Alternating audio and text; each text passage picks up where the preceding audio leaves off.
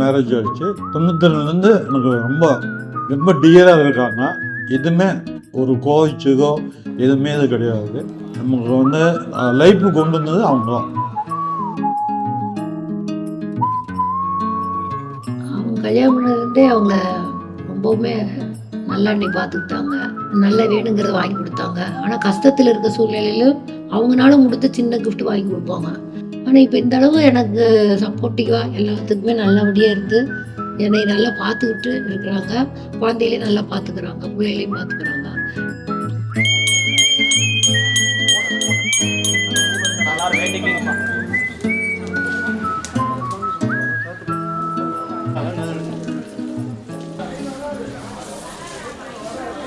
பட்டை அடித்தாலும் பட்டை அடித்தாரும் அன்னைக்கு மாப்பிள்ளைய ரொம்ப பிடிச்சிருக்கு.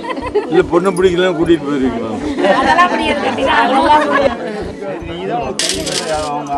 திருமணத்துக்கு வந்ததுக்கு எல்லாருக்கும் வணக்கம்.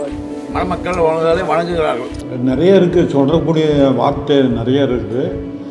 ஒரு உதாரணம் எடுத்துட்டிங்கன்னா வந்து அவங்க ஆஸ்பத்திரியில் போய் ஆப்ரேஷன்லாம் பண்ணும்போது வந்து நம்ம ரொம்ப ஃபீல் பண்ணிட்டோம்.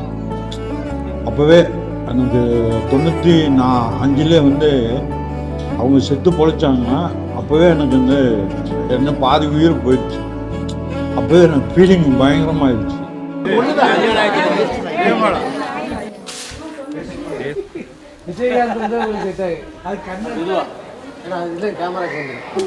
காணும் பையில பிள்ளைங்க சாப்பிட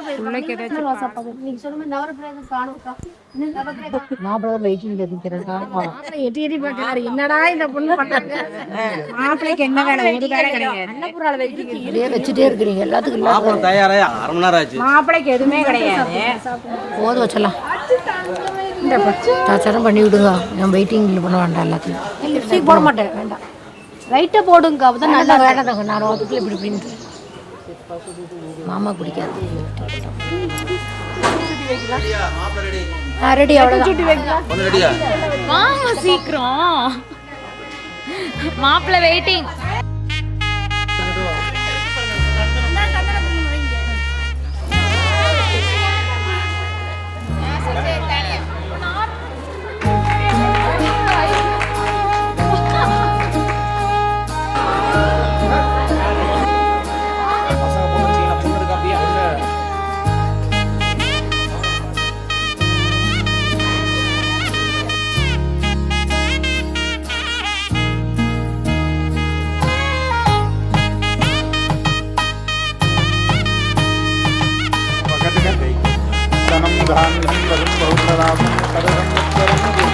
அவங்க இல்லைன்னா நான் இல்லை.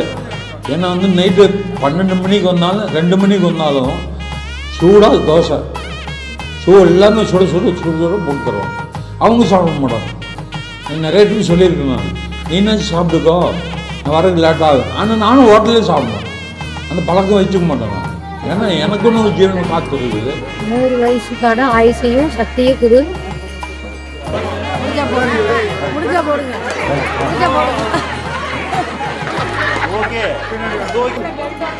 அடுத்த ஜென்மாவும் என் கூடயே இருக்கணும்.